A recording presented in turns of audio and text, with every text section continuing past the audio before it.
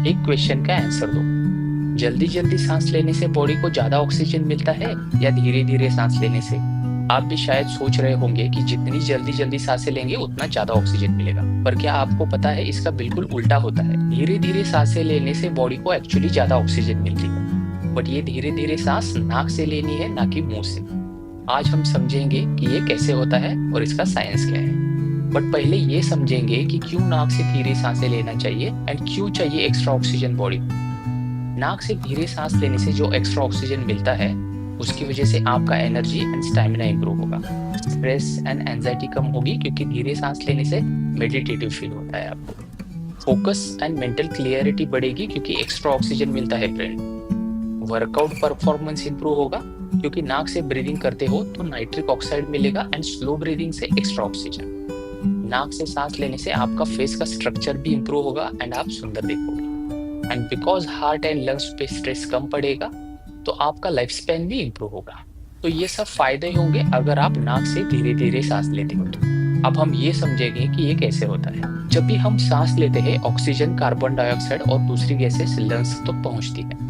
Lungs in gases को filter करता है और ऑक्सीजन को ब्लड में मिक्स कर देता है। ब्लड में जो हीमोग्लोबिन होता है वो ऑक्सीजन को बॉडी के डिफरेंट पार्ट्स तक पहुंचाता है। तो लॉजिकली देखा जाए तो फास्ट ब्रीदिंग से ज्यादा ऑक्सीजन मिलना चाहिए, लेकिन रियलिटी में उल्टा होता है।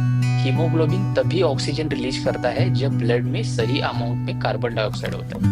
Higher carbon dioxide levels haemoglobin को सिग्नल देते हैं कि वो ज्यादा ऑक्सीजन टिश्यू तक पहुंचाए। इसको बोहर इफेक्ट बोलते हैं। कार्बन डाइऑक्साइड ब्लड को थोड़ा एसिडिक बनाता है जो हीमोग्लोबिन एंड ऑक्सीजन के बॉन्ड को वीक करता है, जिससे ऑक्सीजन टिश्यू में रिलीज हो जाता है।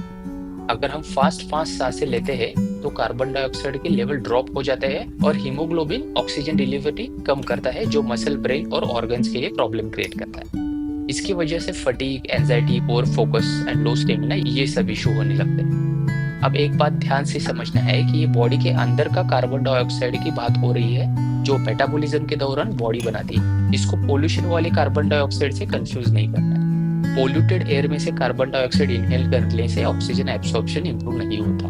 जो ब्लड में कार्बन डाइऑक्साइड बनता है उससे ऑक्सीजन एब्सॉर्प्शन इंप्रूव होता है। ओके, तो कैसे सांसें लेनी चाहिए ताकि आपका ऑक्सीजन एब्सॉर्प्शन इंप्रूव हो? तो आपको धीरे सांस लेनी है एंड नाक से सांस लेनी है, दिन में, रात में सोते टाइम एंड वर्कआउट के दौरान भी। एंड उसके प्रैक्टिस के लिए मुंह पे टेप लगाना है कुछ दिनों के लिए, सो उससे नाक से सांस लेने की आदत हो जाएगी। इसके बारे में मैंने मेरे लास्ट वीडियो में बताया था। और एक बात, अगर आप ओवरवेट हो या बहुत स्मोकिंग करते हो तो नाक से सांस लेना स्टार्टिंग में आपको डिफिकल्ट फील होगा, बट थोड़े दिन के प्रैक्टिस के बाद आप इजीली नाक से सांस ले पाओगे।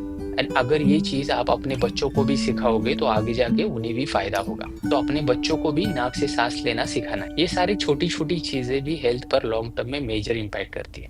हेल्थ के नाम पे सिर्फ वेट लॉस के पीछे नहीं भागना है, ऐसी छोटी छोटी इंप्रूवमेंट्स भी इम्पोर्टेंट है। तो आज से स्लो ब्रीदिंग करें एंड अपनी बॉडी को एक्स्ट्रा ऑक्सीजन का गिफ्ट दें। Thank you.